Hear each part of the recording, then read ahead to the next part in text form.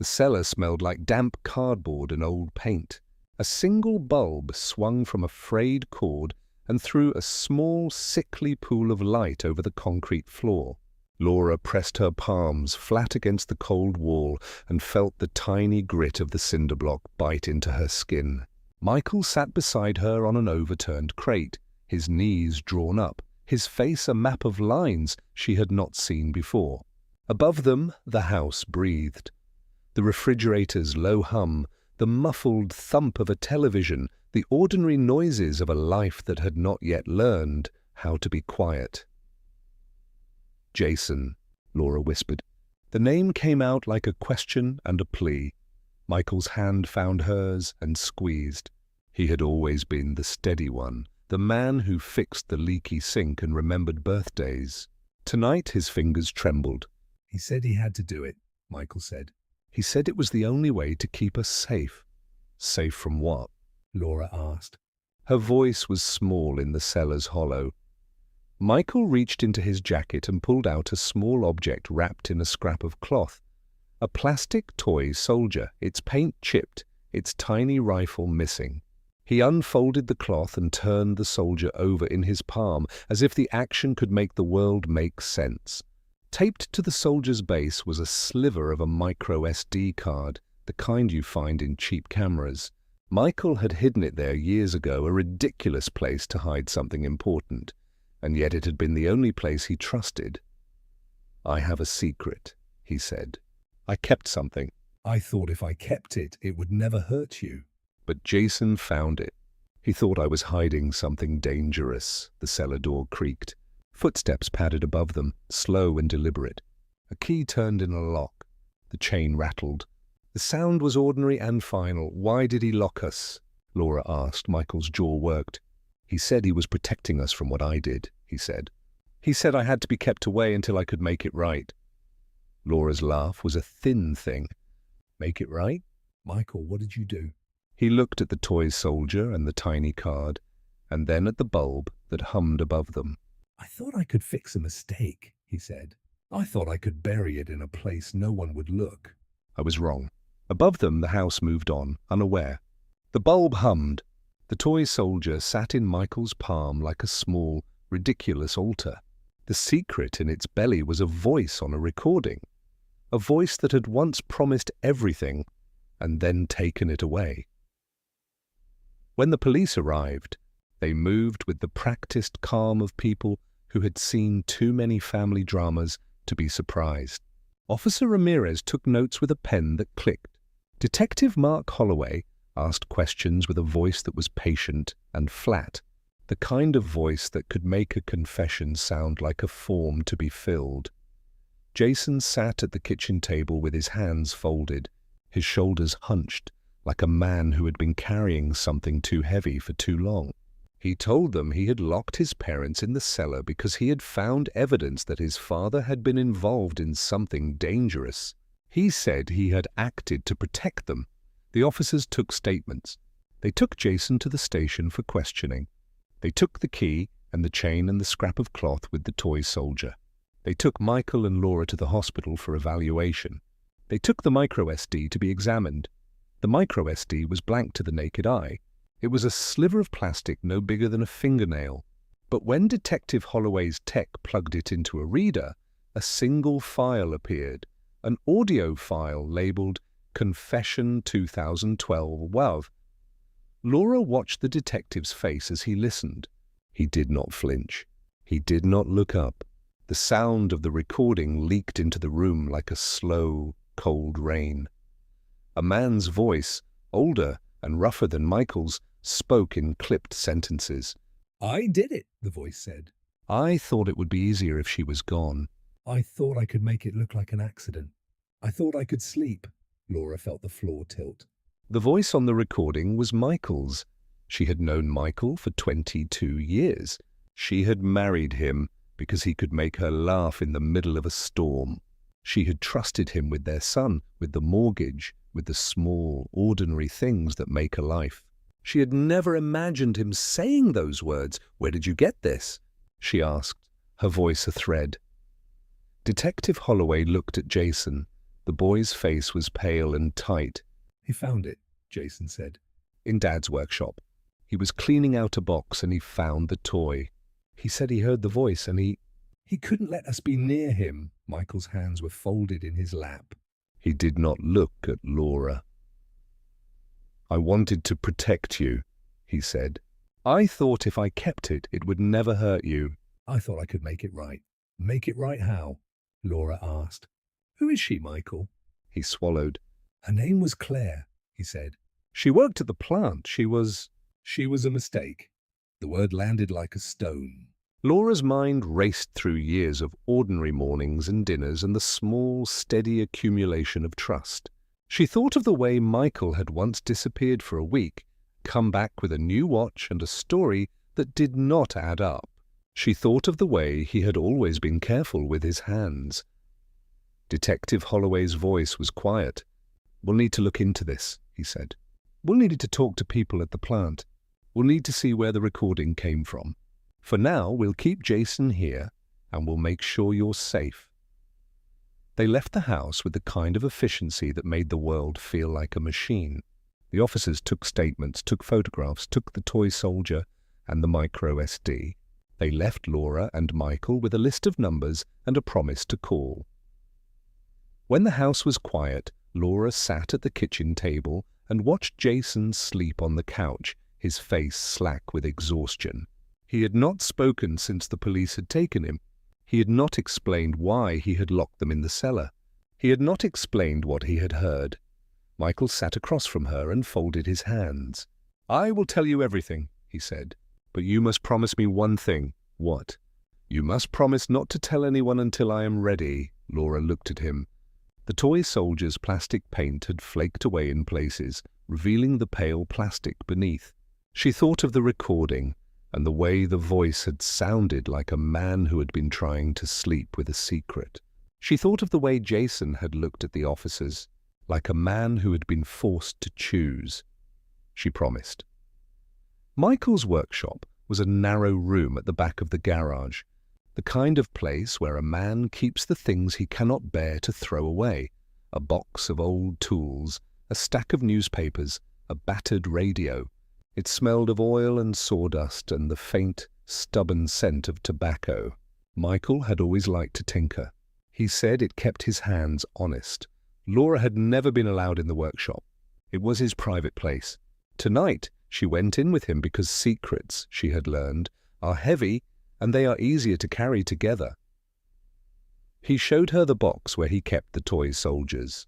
It was a cigar box lined with felt, the kind of thing you buy at a flea market because it looks like it has a story. Inside were dozens of toy soldiers, each one painted and labeled in Michael's careful hand. On the underside of one soldier, taped with yellowing Scotch tape, was the microSD. "Why would you hide a recording in a toy?" Laura asked. Michael's face was a study in regret. "I didn't want anyone to find it," he said. "I thought if I kept it somewhere ridiculous, no one would look. I thought I could keep it from hurting you." "Why would you have a confession recorded?" she asked. "Why would you say those things?" He closed his eyes. "Because I thought I had to," he said. "Because I thought if I said it out loud, it would be easier to live with. Because I thought if I admitted it to myself, I could make it right." Laura thought of the voice on the recording and the way it had sounded like a man who had been trying to sleep with a secret. She thought of the way Michael had once told her that some mistakes are like rust. They eat away at you until there is nothing left. "Who was Claire?" she asked. Michael's jaw tightened. "She worked at the plant," he said. "She was young. She had a laugh that made the room feel smaller." She trusted me." "Trusted you how?" Laura asked. He looked at her as if the words were knives. "She trusted me with a favor," he said. "I promised to help her." "I promised to keep her safe." "I failed." Laura's mind filled with images she did not want to see. A woman alone on a dark road, a car's headlights, a hand reaching out. She thought of the way secrets have a way of becoming stories that are bigger than the people who made them. "We'll find out what happened," she said. "We'll talk to people. We'll get answers." Michael nodded. "I will tell you everything," he said. But you must promise me one thing. What? You must promise not to tell Jason until I am ready. Laura's throat tightened. Why? She asked. Because he found it, Michael said. And he's angry. He thinks I did something unforgivable. I need to explain it to him in a way he can hear. I need to make it right. Laura wanted to ask how you make right something that had been recorded and hidden and then found. She wanted to ask how you explain a voice on a file that says, I did it. Instead, she sat with Michael in the workshop and listened to the hum of the refrigerator and the distant sound of the neighborhood. Settling into night, the first real hook came when Laura found the voicemail. It was on Jason's phone, tucked between a string of missed calls and a text from a friend. The message was short, a single, breathy recording from a number Jason did not recognize. When she pressed play, a woman's voice filled the kitchen, young, urgent, and raw. Jason, the voice said, if you're listening, I need you to know the truth. The voicemail was the first hook. It suggested a woman who had tried to speak and had been silenced. It suggested a town that had secrets and a family that had been built on a lie. Detective Mark Holloway kept his office tidy the way a man keeps a wound covered. Neat bandages, no fuss. He listened to the microSD in the dim light of his desk lamp, and then he listened again, slower, as if the second pass might reveal what the first had hidden. The recording was short, ragged, and full of the kind of regret that ages a voice overnight. Michael's admission, I did it, was the kind of thing that could ruin a life. But Holloway had learned to treat confessions like evidence, useful, but not infallible. People confess for reasons that have nothing to do with guilt, Holloway told Laura when she came in with Jason at his side. Fear, shame, a desire to control the narrative. We'll verify everything. Laura wanted to believe him. She wanted the detective to be a shield that would keep the family from collapsing. But the recording had the weight of truth. Michael's cadence, the way he paused between words, the small cough at the end, those were things she recognized. She had heard that voice in the kitchen at 3 a.m, whispering apologies into a pillow. Holloway's tech ran the file through a forensic filter. The audio was authentic. There were no obvious edits. But there were anomalies, a faint background hum that matched the frequency of an industrial compressor, and a second voice, barely audible beneath Michael's, that Holloway's software flagged as a male voice speaking in a low register. The second voice was not Michael's. It was older, steadier, and it said one word repeatedly, later, as if rehearsing a promise. Whoever recorded this wanted it to be found eventually, Holloway said, or someone wanted it hidden in a place they thought no one would look. Laura thought of the toy soldier and the ridiculousness of the hiding place. She thought of the way Michael had always joked about hiding things in plain sight. Who would want it found? She asked. Holloway shrugged. Someone who wanted to force a reckoning, or someone who wanted to pin a story on Michael. Jason's silence had a new edge. He had been the one to find the toy.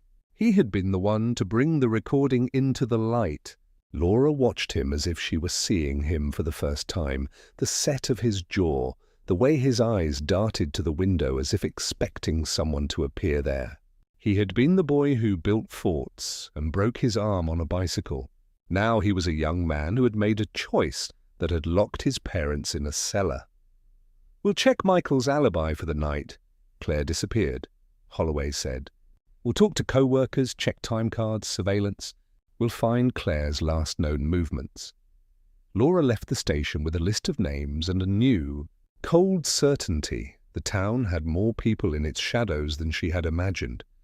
The plant was a hulking place of conveyor belts and fluorescent light, the kind of factory that eats time and spits out parts. Laura had worked there for a season in her 20s. She knew the rhythm of the place, the way people moved in small, efficient patterns, the way gossip traveled in the steam of the break room. She and Jason walked the perimeter together, asking for Claire by name.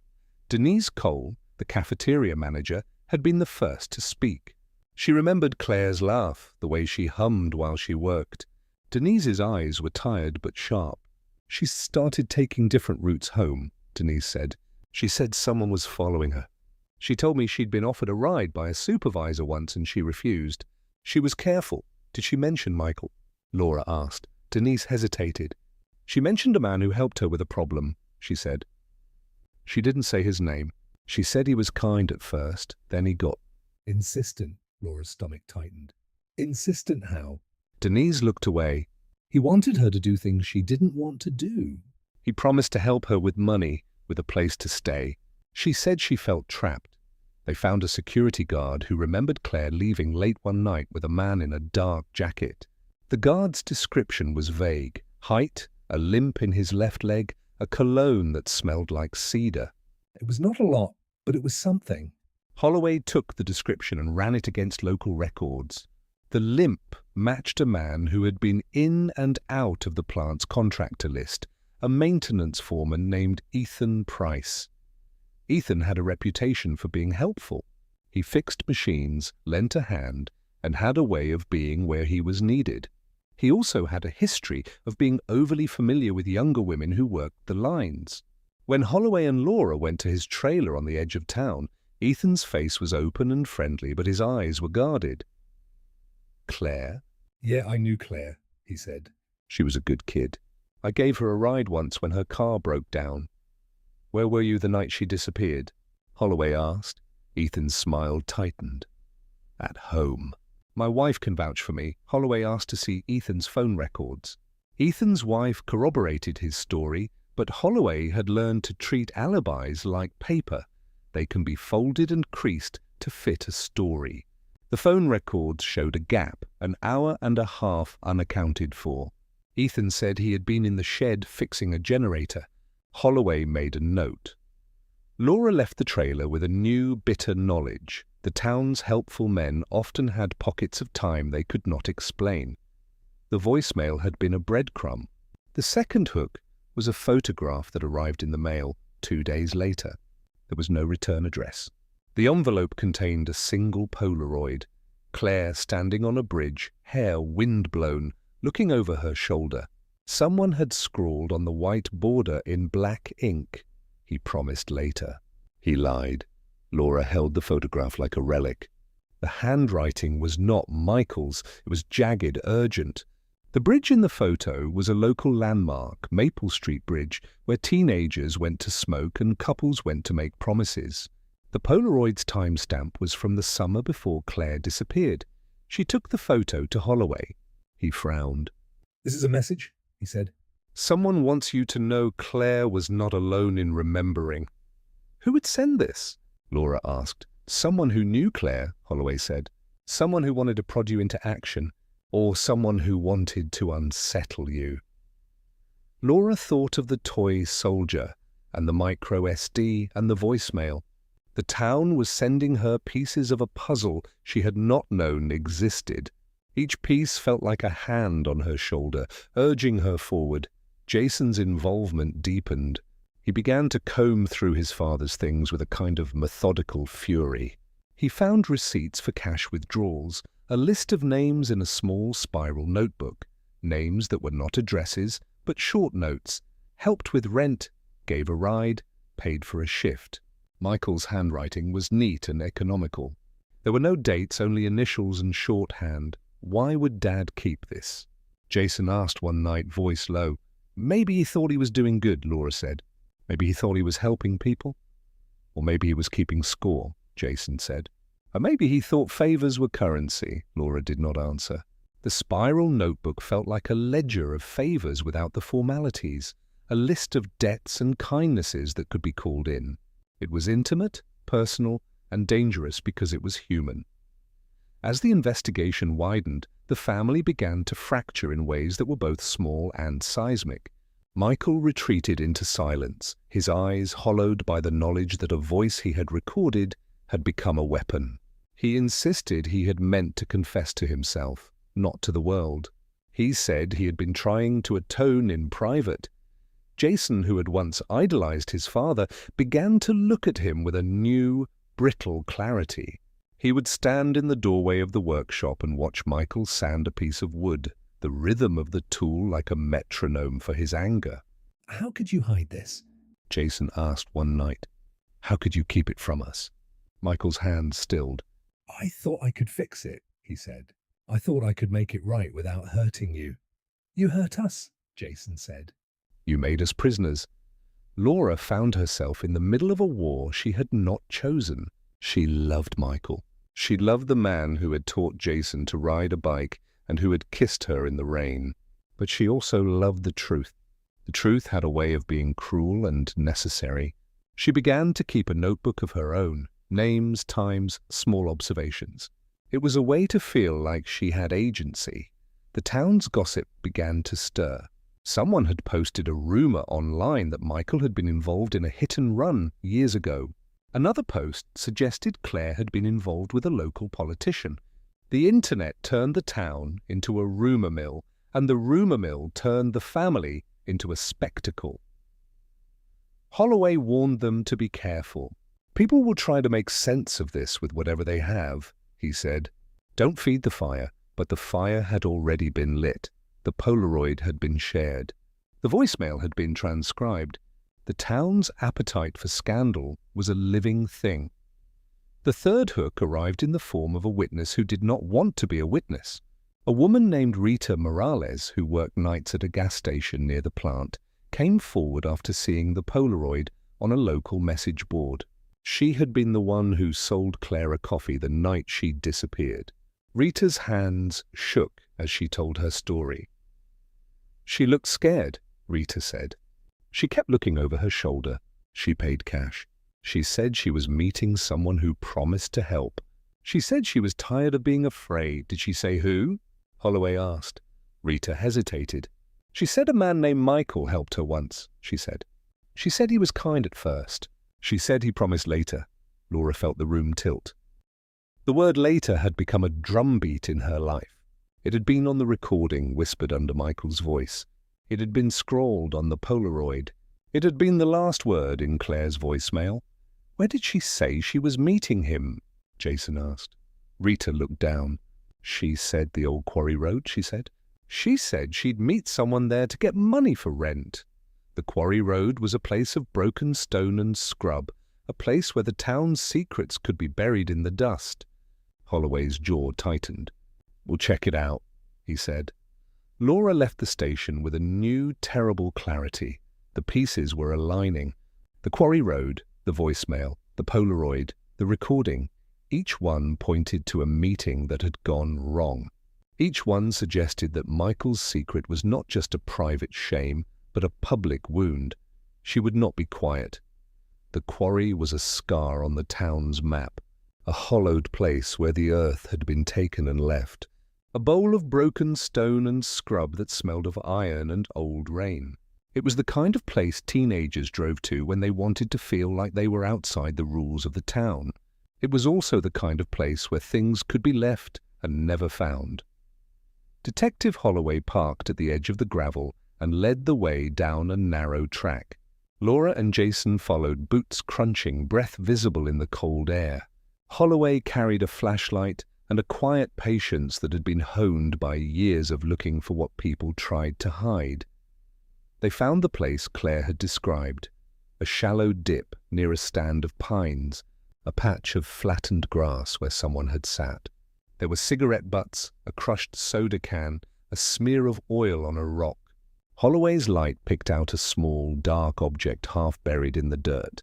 He crouched and brushed the soil away with gloved fingers. It was a hairpin. Cheap plastic, the kind sold in bulk at drugstores. Someone had wrapped a thin strip of fabric around it, blue, frayed, the color of a work shirt. Holloway bagged it and labeled it. He found footprints in the soft earth, 2 sets, one larger and heavy, one smaller and lighter. The larger set had a tread pattern that matched a contractor's boot. The smaller set looked like a woman's shoe. Laura felt the world tilt. The hairpin was a small, intimate thing. It suggested a woman had been there, that she had been close enough to someone to lose a hairpin in the dirt. It suggested a meeting that had been meant to be private. Holloway radioed for the evidence tech and took photographs. He asked Laura and Jason to stand back. The quarry had a way of making people feel like they were being watched by the sky. When the tech arrived, he found a second object, a scrap of fabric snagged on a thorn bush, the same blue as the hairpin's wrap. The tech bagged it and made a note. Holloway's jaw tightened. The quarry had given them something physical, something that could be tested. Back at the station, the lab ran the fabric and the hairpin. The fabric matched fibers from a jacket found in Claire's locker at the plant. The hairpin had traces of a chemical used in industrial adhesives, something a maintenance worker might have on his hands. Holloway's list of suspects narrowed. Ethan Price's gap in the alibi suddenly looked less like a coincidence and more like a window. Holloway brought Ethan in for another interview. Ethan's face was pale when he saw the hairpin. He said he had been at the shed, fixing a generator, but his hands trembled when Holloway asked about the quarry. "I was there," Ethan admitted finally. "I went down to check on a pump." I didn't see anyone. I swear. Why did your phone records show a gap? Holloway asked. Ethan swallowed. "I left my phone in the truck."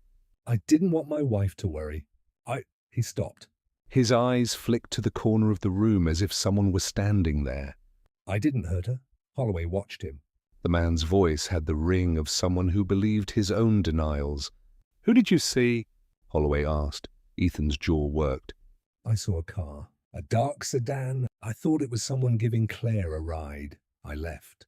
I didn't want to get involved. The lab results and Ethan's admission were not proof, but they were a map. The quarry had been a meeting place. Someone had been there with Claire. Someone had left a hairpin and a scrap of fabric.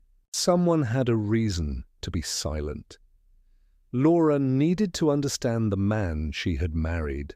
She needed to know how a life of small kindnesses could become a life of secrets. She began to pull at the threads of Michael's past. He had grown up in a town 2 counties over, the son of a mechanic who taught him how to take things apart and put them back together. Michael had been the kind of boy who fixed radios for neighbors and mowed lawns for extra cash. He had a steady hand and a habit of doing favors without asking for anything in return. When he met Laura at a church bake sale, he had been gentle and awkward and entirely earnest. They married, bought a modest house, and had Jason. Michael worked at the plant for 20 years, moving from line worker to a maintenance position that paid better and required more trust. Laura found old photographs in a box in the attic. Michael with grease on his hands, Michael holding a newborn Jason, Michael at a picnic with friends. There were also letters, handwritten notes from men who had once worked with him, thanking him for helping them out of jams. The letters were small, grateful, and ordinary. But there were other things, too. A newspaper clipping tucked between the letters, a short item about a hit and run on a rainy night a decade earlier. The victim had been a woman walking home from a late shift. The article had no names, only a description and a plea for witnesses. Michael had circled the clipping in ink and written a single word beneath it: regret. Laura confronted him gently. He told her the story in pieces, like a man trying to remember a dream. He had been driving home that night late when a figure had stepped into the road.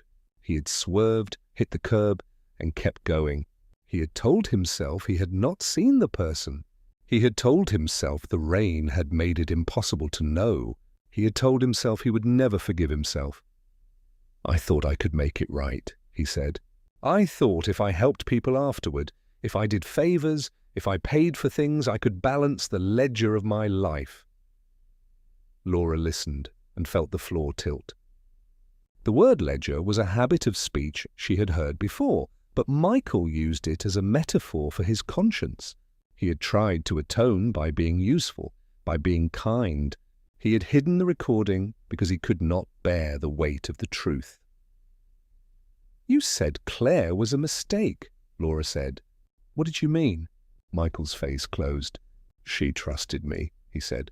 "She asked for help. I thought I could fix a problem for her. I thought I could keep her safe. I made a choice that I thought would protect her, but it didn't. I failed. Laura's anger was a slow burn. She loved the man who had taught their son to whistle, but she also loved the truth. The truth had teeth. It demanded to be known. The town had a way of folding in on itself. People who had once been friendly became cautious. Neighbors who had waved at the mailbox now avoided eye contact. Rumors spread like mildew. One neighbor, a woman named Patricia Lane, had always been close to the family. She brought casseroles when Laura had a cold and watched Jason when he was small. Patricia's husband had worked with Michael at the plant for years. She had been a friend. Patricia came to Laura one afternoon with a face like a confession. She had seen something the night Claire disappeared. She had been driving home from a PTA meeting and had taken a shortcut past the plant. She had seen a dark sedan parked near the loading dock. She had seen a man get out and walk toward the plant. She had seen him return alone. I didn't want to get involved, Patricia said. I thought it was none of my business. I thought it would blow over. Why tell me now? Laura asked. Patricia's hands trembled. Because I saw Jason at the station, she said. And I saw the way he looked at his father. I couldn't live with it. I thought maybe if I told you, you could do something. Laura felt a cold clarity. Patricia's confession was a small, human thing. It was also a betrayal. The neighbor had kept a secret for years and then given it up when the story became personal. Patricia's information led Holloway to a security camera on a side street. The footage was grainy, but it showed a dark sedan leaving the plant's lot on the night Claire disappeared. The timestamp matched the window when Claire had been last seen. The sedan's license plate was partially obscured, but Holloway's tech enhanced the image and pulled a partial number. The partial number matched a car registered to a local contractor, someone who did odd jobs for the plant. Holloway's list of people to interview grew. The lab returned another result that changed the shape of the case. The audio from the microSD, when run through a deeper forensic analysis, revealed a second voice more clearly than before. The voice was not the older male voice Holloway had first flagged. It was a woman's voice, low and steady, speaking in the background at certain points. The software isolated the frequencies and amplified the undercurrent. Laura listened in Holloway's office as the tech played the enhanced track. Beneath Michael's confession, a woman's voice said clearly and calmly, "You promised later. You promised you'd make it right." The words were a needle. Laura's throat closed. The voice was not Claire's. Claire's voice had been younger, more urgent. This voice was older, measured, and it carried a weight of authority. Holloway's brow furrowed. "Who is she?" he said. The tech ran the voice through a database of known recordings. There was a match, a public hearing from years ago where a woman named Evelyn Price, Ethan Price's mother, had spoken about workplace safety. The voice on the microSD matched Evelyn's public testimony. Evelyn Price had been a force in the town, a union organizer, a woman who had fought for workers' rights and had a reputation for being uncompromising. She had a presence that made people listen. The idea that her voice was on the recording changed the geometry of the case. Laura felt the room tilt. Evelyn Price had been a thorn in the side of management. She had been a woman who demanded accountability. If her voice was on the recording, it suggested a meeting that had included someone with power and someone who could make promises. Holloway made a call. Evelyn agreed to come in. She arrived with a posture like a woman who had been waiting for this moment. Her eyes were sharp and unyielding. "You were recorded?" Holloway asked. Evelyn's mouth was a line. "I was at a meeting," she said. I remember Claire. "She came to me once, frightened. She said she'd been promised help. She said someone had told her later that they would fix things later. I told her to be careful. I told her to document everything. Did you ever meet with Michael?" Holloway asked. Evelyn's eyes flicked to Laura. "I met with many men who worked at the plant," she said. "I met with supervisors, with contractors. I met with anyone who would listen. I remember a man who promised to help Claire. He said he would make it right later." I remember the word, because it was a lie I'd heard before. Laura's heart pounded. Evelyn's involvement suggested a network of promises and a culture of deferral. later as a way to postpone responsibility. It suggested that Claire had been caught in a system that rewarded delay and punished those who asked for help. Evelyn's testimony reframed the case. It was no longer just about a man's private confession. It was about a town's habit of promising later and never delivering. The next morning, a local blogger posted the Polaroid and the voicemail and a thin, speculative piece about Michael's past. The post went viral in the town's small ecosystem. Comments piled up, some sympathetic, some vicious. The family's privacy evaporated. Jason's anger hardened into action. He began to dig into the contractor list, to call numbers, to knock on doors. He found a name that kept recurring in receipts and casual mentions: Harold Finch, a man who ran a small contracting company and who had done work at the plant for years. Finch's company owned a dark sedan that matched the quarry footage. Holloway brought Finch in. Finch's face was oily with sweat. He denied involvement. He said he had been at a job across town. His alibi was thin. Holloway pressed him on the quarry.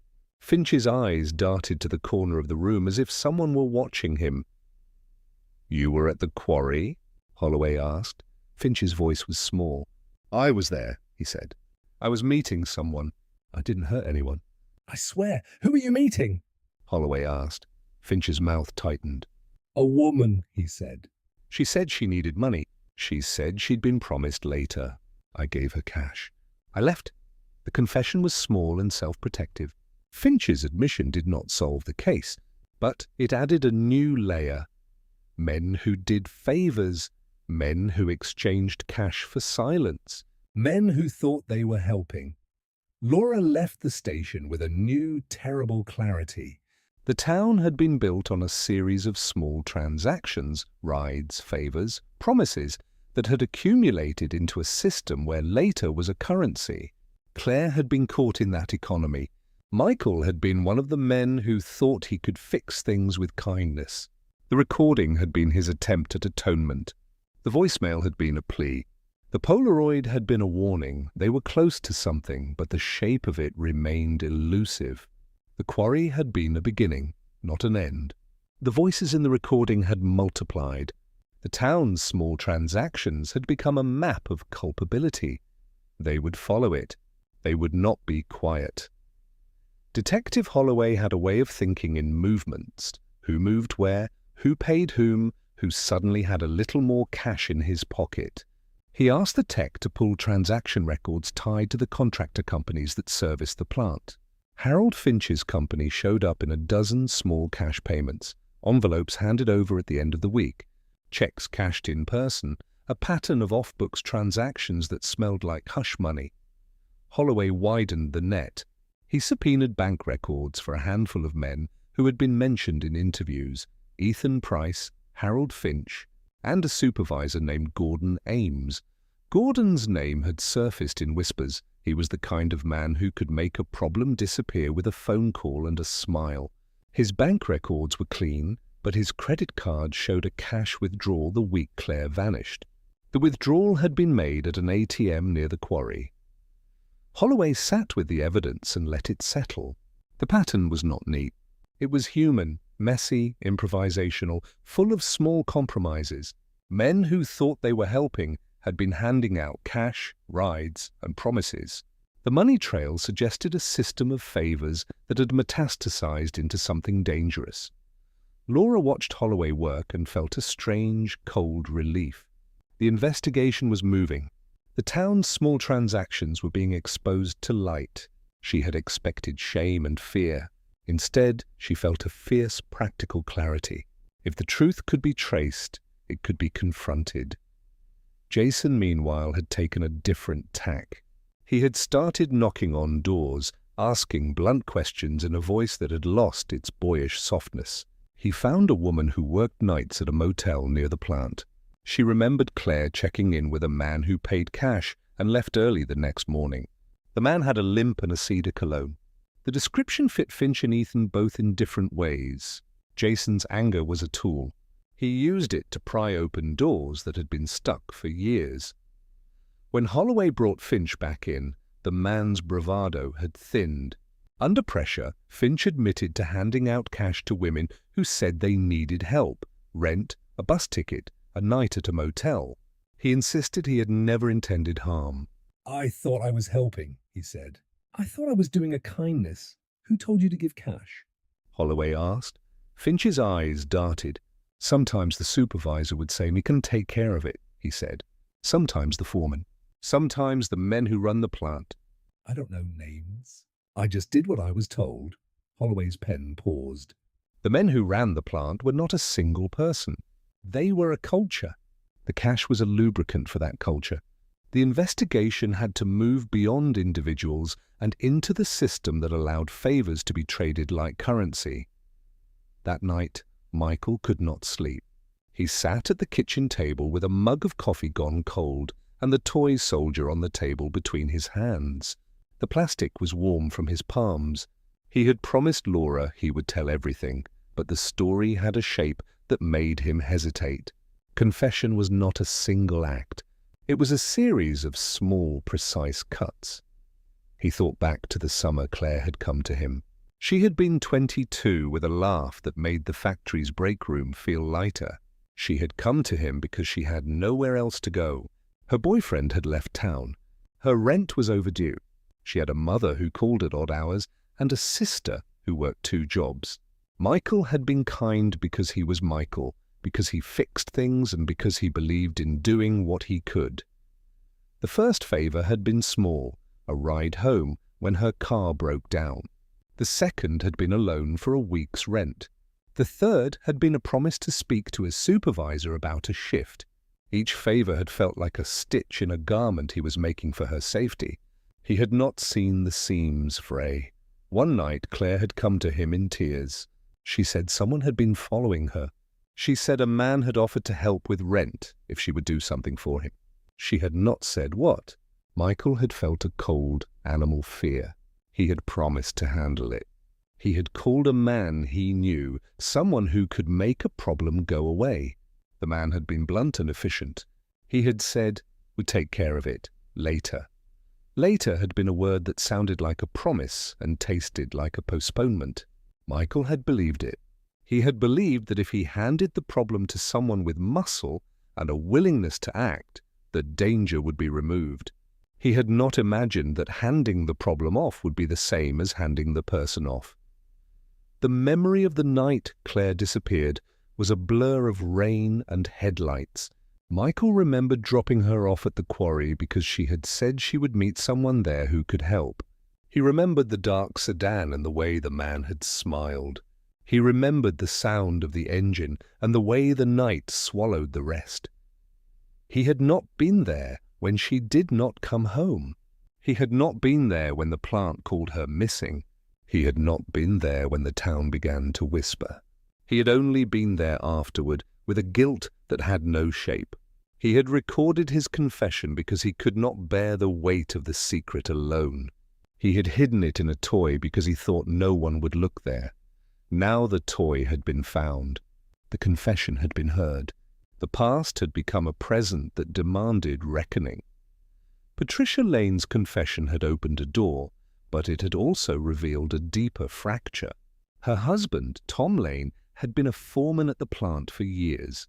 He had been Michael's friend and occasional drinking buddy. Patricia had come forward because she could not live with the knowledge that her silence had hurt a family she loved. But she had not told everything. Laura learned, through a hesitant conversation with Patricia, that Tom had once been asked to handle a woman who was causing trouble for a supervisor. Patricia had not known the details. She had only known that Tom had come home late and smelled of motor oil and cologne. She had assumed it was work. She had not asked. When Holloway interviewed Tom, the man's face was a study in denial. He insisted he had never hurt anyone. He insisted he had only ever tried to protect the plant's reputation. But Holloway's questions were precise and the evidence was accumulating. Tom's phone records showed calls to Finch and to a number registered to a shell company that had been used to pay off small claims. The shell company's owner was a man who had once been a supervisor at the plant and who had a reputation for smoothing over problems. Tom's hands trembled when Holloway asked about the quarry. I was there, he said finally. I was supposed to meet someone. I didn't see anything. I left. Laura felt the betrayal like a physical blow. Tom had been a friend. He had brought casseroles and watched Jason when he was small. He had been the neighbor who fixed the fence. The idea that he might have been part of a cover-up was a new kind of grief. The town's small kindnesses had become a network of obligations. Men who had once helped each other now had to answer for the ways their favors had been used. The voicemail that had started this chain of events had been left by a woman who called herself Maya Bennett. Holloway's tech had traced the disconnected number to a prepaid phone purchased at a convenience store 2 towns over. The store's surveillance footage showed a woman buying the phone and then leaving with a backpack. The footage was grainy, but the woman's gait and the way she held herself suggested someone who had been on the run. Holloway and Laura tracked down Maya's last known address, a shelter in a neighboring county. The shelter's director remembered her, a young woman with a steady voice and a habit of writing in a small notebook. She had left the shelter after a week, saying she had to go back to town to fix something. When Laura finally met Maya, the woman's face was a map of hard choices. She was younger than Laura had imagined, with a voice that had the same tremor as Claire's voicemail, but with a steadier edge. Maya said she had known Claire through a mutual friend. She had been the one Claire called when she needed a place to sleep. She had been the one who had left the voicemail for Jason because she had wanted him to know the truth. "Why did you call Jason?" Laura asked. Maya's eyes were steady. Because Claire told me to, she said. She said if anything happened to her, she wanted someone to know. She said she didn't trust the men who ran things. She said she wanted someone who wasn't part of the system to hear. "Did Claire tell you who promised later?" Laura asked. Maya hesitated. "She said it was a man who worked at the plant," she said. "She said he had a way of making people feel like they owed him. She said he promised to help her with rent and then asked for favors. She said she felt trapped." "Did she name him?" Laura asked. Maya shook her head. No, she was scared. She said she didn't want to get anyone in trouble. She said she thought if she left a message for Jason, he would do something. She said she hoped he would be brave. Laura felt a fierce, complicated gratitude for the woman who had left the voicemail. Maya had been a small, brave thing in a town that preferred to look away. Her message had been a spark. The next twist came from an unexpected place, a receipt found in Finch's truck. It was a motel receipt, dated the week Claire disappeared, with a room number and a name scrawled in a hurried hand. The name matched a contractor who had been listed as a subcontractor for the plant, Darren Cole, a man who had once been a friend of Tom Lane's. When Holloway brought Darren in, the man's face was a mask of anger and fear. He denied involvement at first, then admitted to meeting Claire at the motel. He said she had come to him asking for money. He said Finch had given her cash. He said he had driven her to the quarry because she wanted to meet someone who could help her get out of town. "Who was the man?" Holloway asked. Darren's eyes flicked to the corner of the room. "I don't know his name," he said. "But he had a limp. He smelled like cedar. He said he'd take care of it. He said later." The pattern repeated, the limp, the cedar cologne, the word later. The men who had been part of the plant's informal economy had been moving in a small orbit around Claire. They had given her rides, cash, and promises. They had thought they were helping. They had been wrong. Darren's confession implicated Finch and Tom and suggested a culture of complicity. It also suggested that the men had not intended murder. They had intended to control. The line between control and violence had been thin and had been crossed. Laura felt the world tilt. The betrayal was not a single act. It was a system. The men who had once been friends had become participants in a network that used kindness as leverage. The town's small transactions had become a mechanism for silencing. The major twist arrived like a cold wind.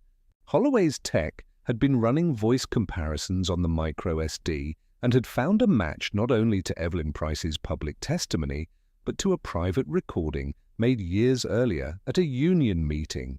The voice that had said "you promised later" was Evelyn's, but the context was different. In the union recording, Evelyn had been confronting a supervisor about promises made to workers. She had used the word "later" as a condemnation of delay.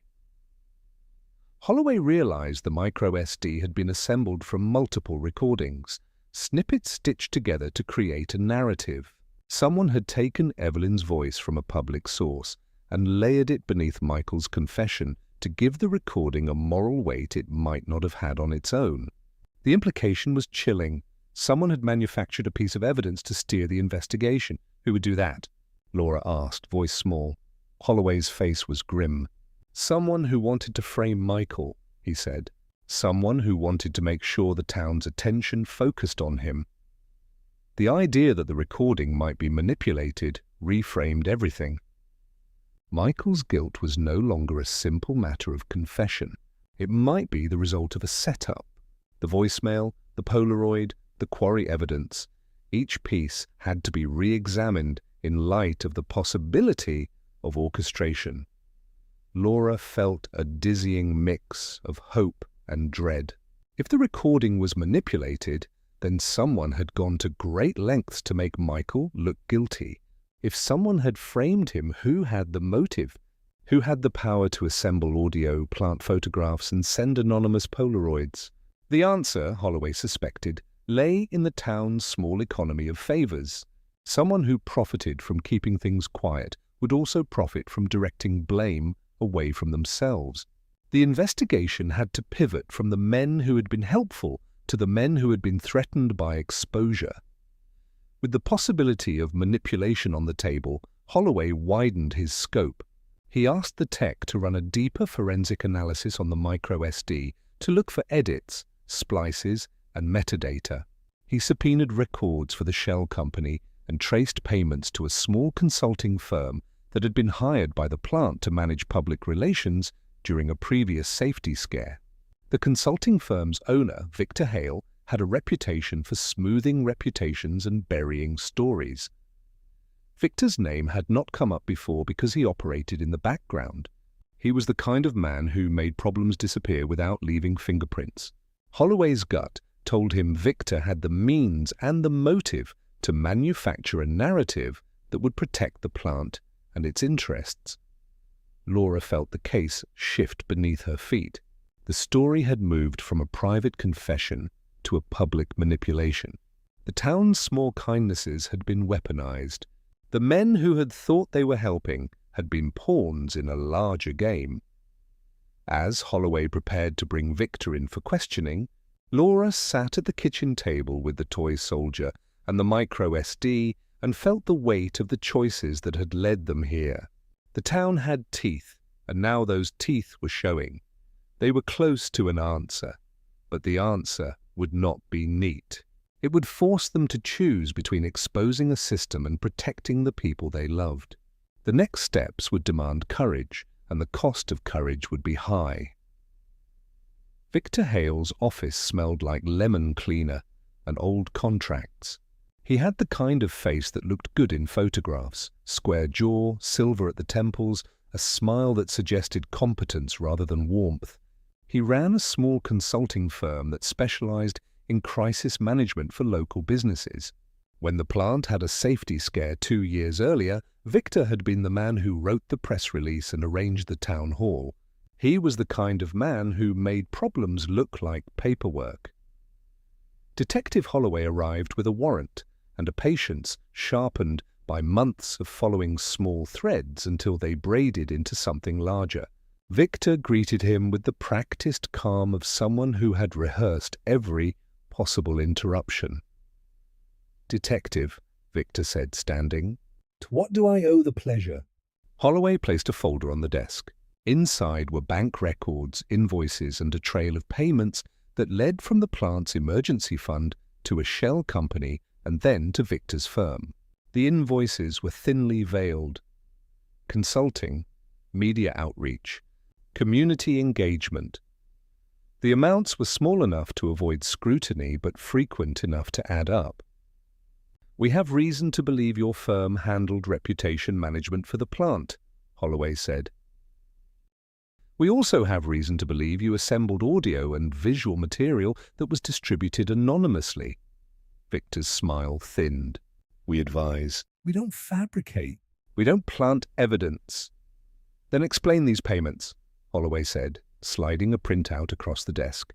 "And explain why a shell company tied to your firm paid for a prepaid phone and a Polaroid developed at a kiosk 2 towns over." Victor's eyes flicked to the microSD in the evidence bag. "I can't speak to anonymous actors," he said. "But I will say this. In crisis management, narratives matter. Sometimes clients ask us to shape a message. We craft statements, we arrange interviews. We do not manufacture confessions." Holloway watched him. The man's language was careful, the kind of careful that left room for plausible deniability. "Who are your clients?" Holloway asked. Victor named a list of companies and civic groups. He omitted the plant's name until Holloway produced a contract with the plant's letterhead and Victor's signature. The contract had been signed the week after Claire disappeared. The scope? Community outreach and reputation stabilization. "Who authorized the payments?" Holloway asked. Victor hesitated. "The plant's executive committee," he said finally. "They were concerned about morale. They wanted to control the narrative." "Who on the committee?" Holloway pressed. Victor's jaw tightened. "I can't disclose client confidences without—" "Counsel," he said. Holloway left with a subpoena and a new suspicion. Someone with influence at the plant had the motive and the means to manufacture a narrative that would deflect blame. Victor had been the instrument. Someone else had been the hand. The plant's executive committee met in a glassed conference room that looked out over the loading docks. Gordon Ames, the supervisor whose cash withdrawal had raised eyebrows, sat at the head of the table. He had the posture of a man who had been taught to command respect.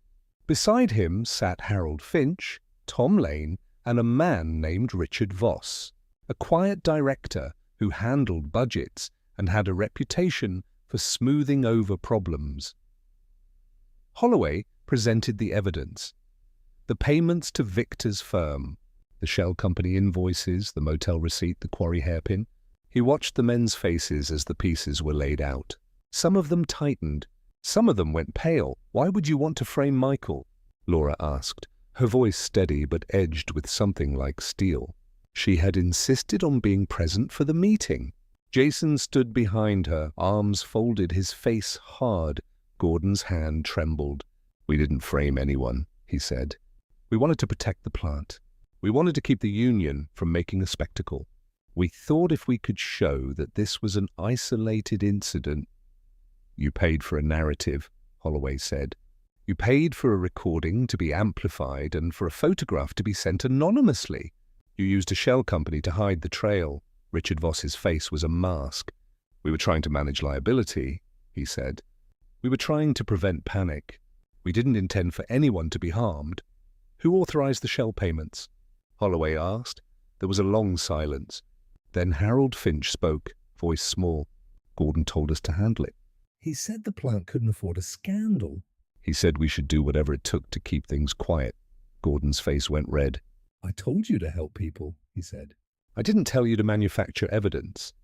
The meeting dissolved into accusations. The men had been operating in a culture where favors and hush money were considered tools of management. Someone had crossed a line, and the line had been drawn in a way that pointed at Michael. Laura felt the room tilt. The men who had once been pillars of the community were now scrambling to protect themselves. The plant's culture of favors had metastasized into a system that could be weaponized. Holloway left with a list of names and a subpoena for Gordon's phone records. The investigation had moved from the quarry to the boardroom. The stakes had risen. When the story began to leak beyond the town, when the Polaroid and the voicemail and the microSD found their way onto a regional blog, someone decided to act. Maya Bennett, the woman who had left the voicemail, received a threatening message on her shelter's answering line, a recorded voice. distorted, saying simply, "Stop digging." Maya's hands shook when she played the message for Holloway. I thought I was careful, she said. I thought I could stay hidden. Holloway increased security for Maya and arranged for her to be moved to a safe house. He also warned Laura and Jason to be cautious. When people feel cornered, they lash out, he said. We need to protect witnesses. That night, someone smashed the windshield of Michael's truck and left a note tucked under the wiper. Mind your own business. The note was unsigned, the handwriting jagged. It was a small, ugly thing that made the family feel exposed. Jason's anger flared. He wanted to confront the men who had threatened them. He wanted to take the fight to the plant.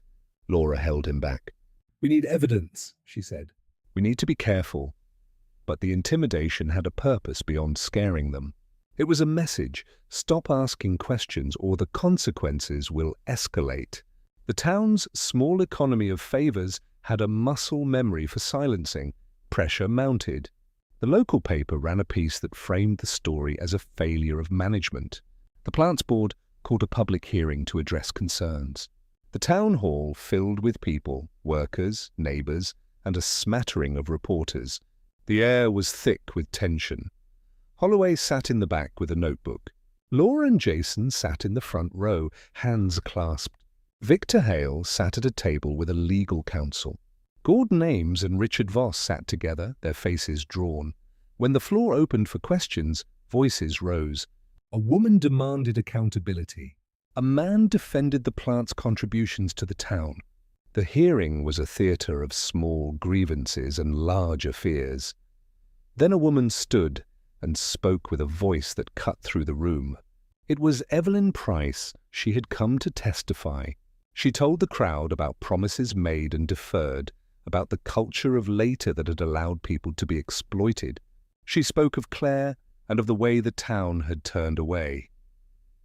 You cannot fix a system by hiding a confession, Evelyn said. You cannot make a wound disappear by rearranging the furniture. Her words landed like stones. The hearing shifted from damage control to accountability.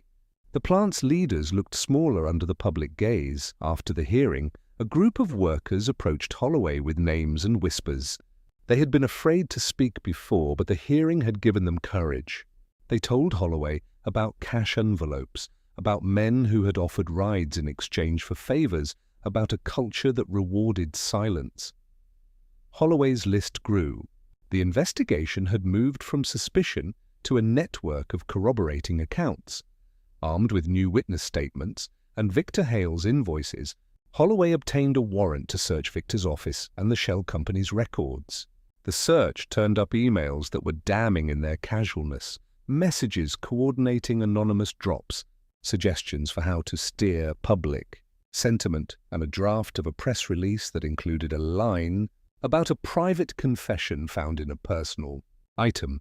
The emails were signed with initials that matched a name on the plant's executive committee, R. Voss, Richard Voss.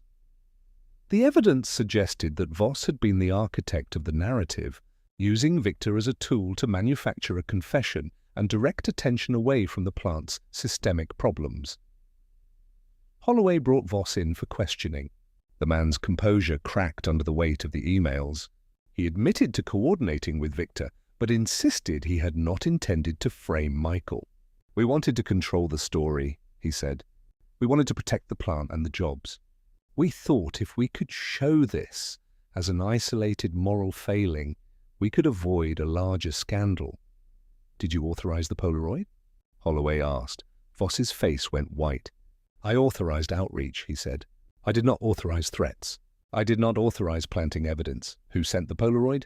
Holloway pressed. Voss hesitated. I don't know, he said finally.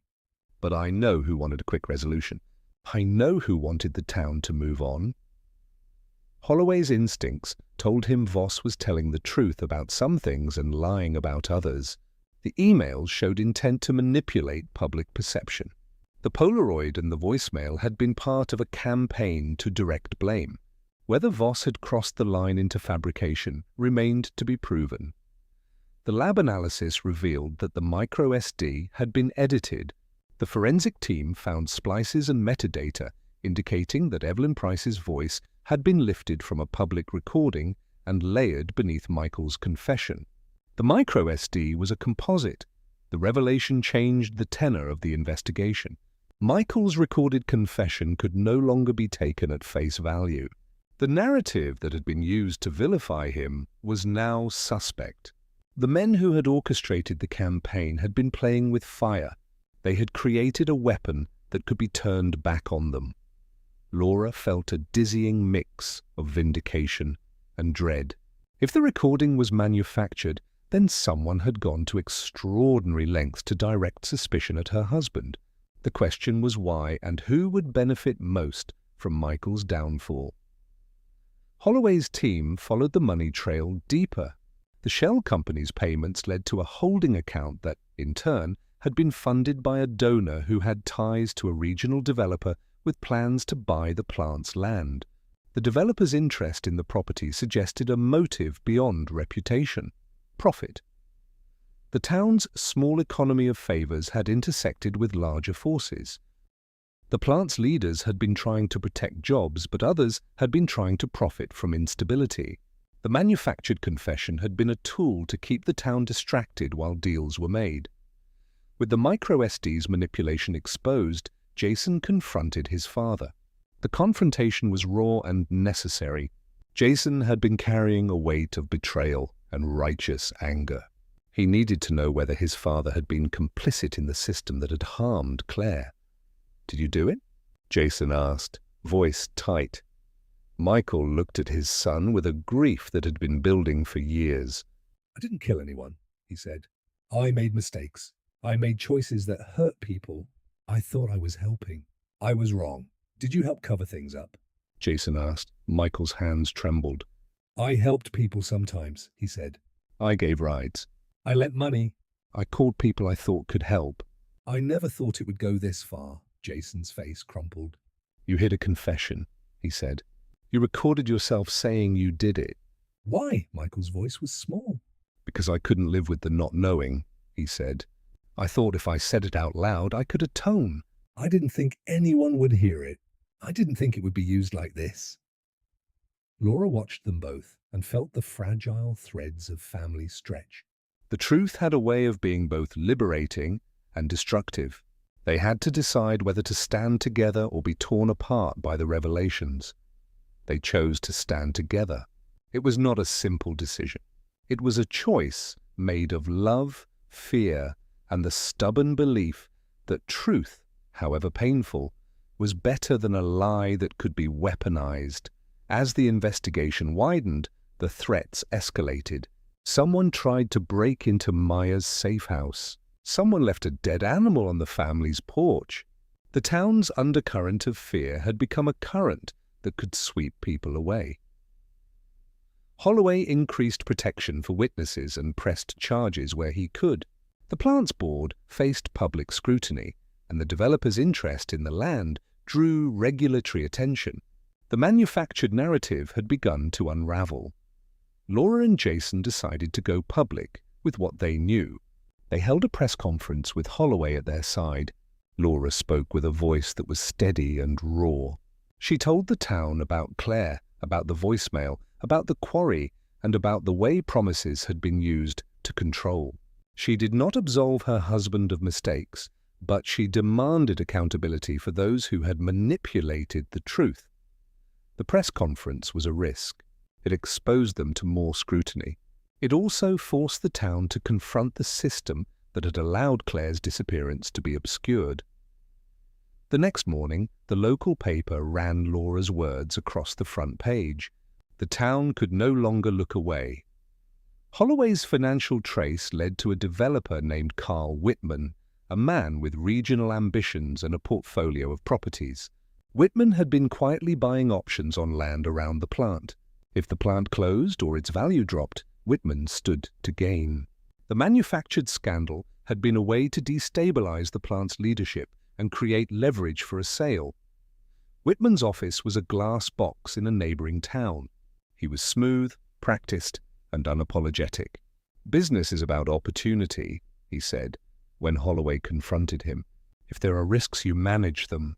If there are liabilities, you mitigate them.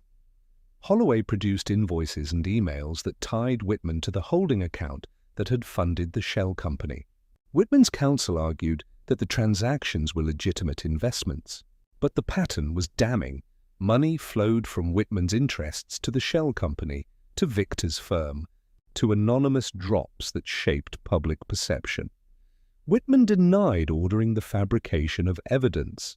He claimed he had only sought to accelerate a sale by creating pressure. "I didn't tell anyone to plant a confession," he said. "I didn't tell anyone to threaten witnesses. I wanted the board to be motivated to consider offers." The line between intent and consequence blurred. Whitman's actions had set forces in motion that had spiraled beyond his control. The manufactured confession had been a tool in a larger plan. Someone had turned it into a weapon. As the net tightened, someone tried to silence a key witness. Maya's safe house was broken into despite precautions. Nothing was taken, but the intruder had left a message, a scrap of paper with the word "quiet" scrawled across it. The message was a threat and a promise. Holloway increased security and moved Maya to a more secure location. He also placed surveillance on Victor Hale and on the plant's executive committee. The pressure was building on everyone involved. One night, as Laura and Jason returned from a meeting with Holloway, they found their mailbox emptied and a manila envelope on the porch. Inside was a single photograph, Michael standing at the plant's gate, smiling, years earlier. On the back, in a hand that was not Michael's, were the words, "You should have stayed quiet." The message was personal. It was meant to wound. Jason's temper snapped. He wanted to confront the men who had orchestrated the campaign. He wanted to take the fight to Whitman, to Voss, to anyone who had used Claire's life as leverage. Laura held him back. "We need to be smarter than they are," she said. "We need to be strategic." They were learning that courage without strategy could be dangerous. The men who had once used favors as currency had resources and connections. The family had only truth and a growing list of witnesses. Holloway's surveillance and the financial paper trail converged on a surprising figure, Richard Voss. The emails in Victor's office had shown Voss's involvement in coordinating the narrative. The shell company payments had been routed through accounts that Voss had access to as part of his budgetary oversight. The developer's money had created the pressure. Voss had provided the mechanism. When Holloway confronted Voss with the evidence, the man's composure finally broke. He admitted to coordinating with Victor to shape public perception. He insisted he had not intended to frame Michael personally, but he had authorized a campaign to manage the fallout. He had signed off on payments and had suggested anonymous drops to steer attention. "Why Michael?" Laura asked, voice low. Voss's eyes were empty. "Because he was an easy target," he said. "He was a man who kept things private. He had a past. He had a habit of hiding things. He was the kind of man people would believe." The admission was a bitter vindication. Voss had not been the only actor, but he had been the architect who turned a culture of favors into a targeted campaign. The manufactured confession had been his idea to create a moral scapegoat while the plant's leadership negotiated with Whitman. Holloway arrested Voss on charges of conspiracy to obstruct justice and for his role in the fabricated evidence. Victor Hale faced charges for his part in the campaign. The plant's board was forced into an emergency meeting as regulatory investigators arrived. The unmasking did not end the danger. Someone still wanted the story buried. One night, as Holloway escorted Maya to testify before a grand jury, a car pulled up outside the courthouse. Two men stepped out and approached the vehicle where Maya sat. Holloway's backup moved fast. A scuffle broke out. One of the men pulled a knife. Holloway's partner tackled him. The knife clattered to the pavement. The other man fled. The attack was a desperate attempt to silence a witness. It was also proof that the forces behind the campaign were willing to escalate. The man with the knife was identified as a low-level enforcer who had been paid by Finch and Darren to handle problems. Under questioning, he admitted to being hired to intimidate witnesses. He named names, small players who had been paid to do dirty work. The chain of culpability extended outward like ripples. The violent showdown hardened the town's resolve. People who had been afraid to speak now came forward. The grand jury convened. The developers' options were frozen as regulators investigated the plant's dealings. With Voss and Victor in custody and Whitman's financial ties exposed, the town faced a moral reckoning. The plant's board resigned en masse. Gordon Ames and Tom Lane were suspended pending investigation. Finch and Darren faced charges for their roles in the intimidation and for facilitating cash payments.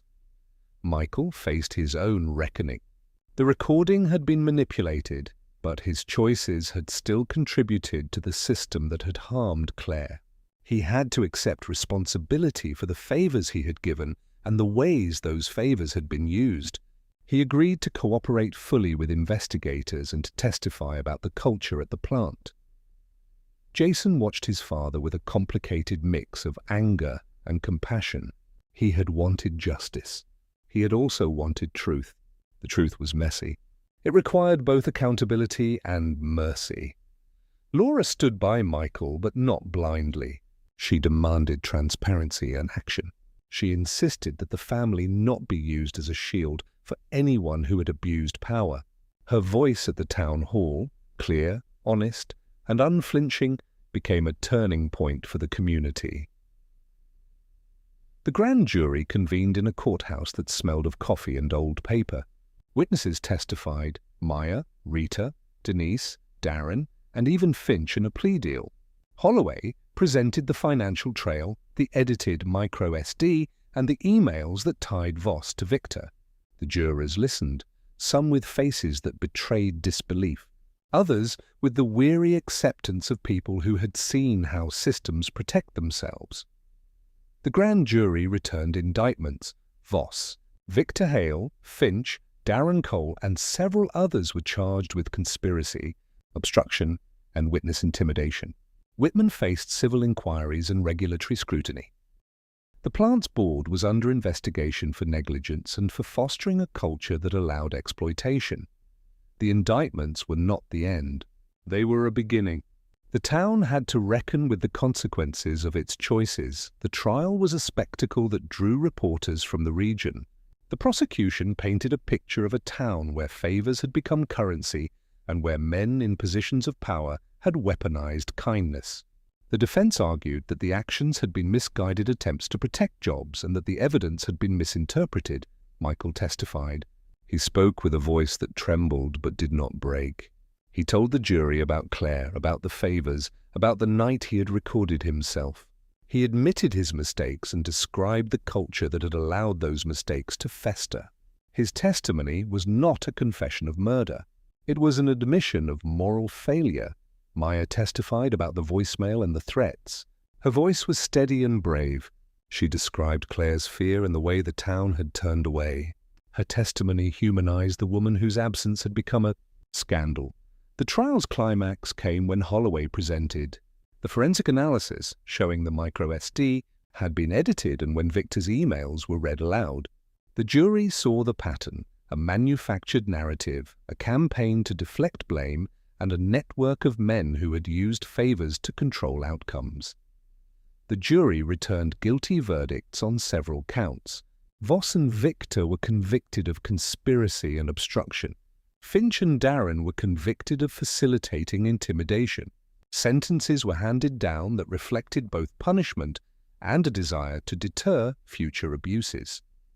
Convictions did not erase the harm. Claire's family, her mother and sister, attended the trial and listened as the town's secrets were aired. They did not find closure in the courtroom. They found accountability. The plant's leadership had been forced to answer for its culture, and the developer's scheme had been stalled. But Claire's absence remained a wound. Michael faced community censure and personal shame. He volunteered for community service and began working with Evelyn Price on a program to support vulnerable workers. He sought counseling and tried to make amends in ways that were tangible, helping with rent, advocating for safer reporting channels at the plant. and speaking publicly about the dangers of informal favors. Jason, who had once wanted to tear the town down, found a different path. He channeled his anger into activism, working with Maya and others to create a hotline for workers in need. He learned that justice required more than retribution. It required building systems that prevented exploitation. Laura, who had been the quiet center of the family, became a public voice for accountability. She organized community meetings, pushed for transparency at the plant, and helped Claire's family navigate the legal aftermath. Her strength was not theatrical. It was steady and practical, the kind of strength that rebuilds. The final confrontation was not a courtroom drama, but a private reckoning. In a small conference room, with Holloway and a court reporter present, Michael met with Claire's mother. The meeting was raw and necessary. Michael spoke without excuses. He told her what he had done, what he had failed to do, and how he had tried to hide the truth. Claire's mother listened with a face that had been carved by grief.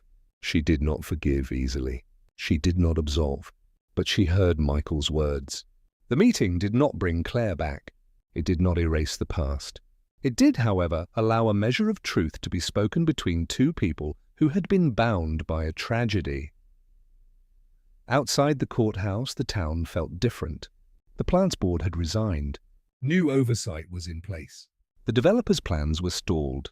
The men who had used favors as currency were being held to account. Months later, the town was quieter in a different way. The scandal had left scars, but it had also forced change. The plant instituted new reporting procedures and independent oversight. A community fund was established to help workers in crisis. Evelyn Price's advocacy work gained new support. Maya's hotline became a model for neighboring towns. Michael and Laura rebuilt a life that was more honest and more fragile. Michael continued to do community service and to speak about the dangers of secrecy. He and Laura attended therapy and tried to repair the small things that had frayed.